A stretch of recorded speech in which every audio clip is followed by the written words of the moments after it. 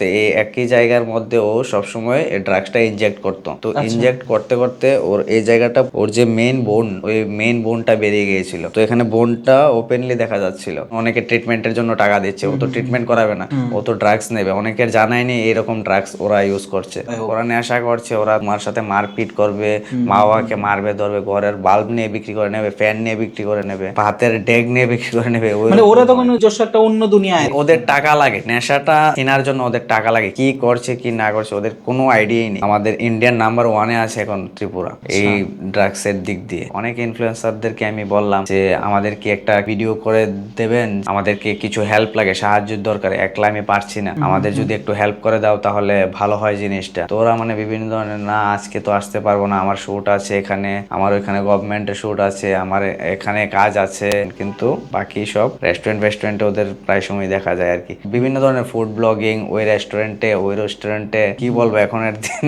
মানে টাকা ছাড়া কেউ কোনো ইয়ে করতে পারে না। এটা দেখা যাচ্ছে যে আমার একলা লাভ।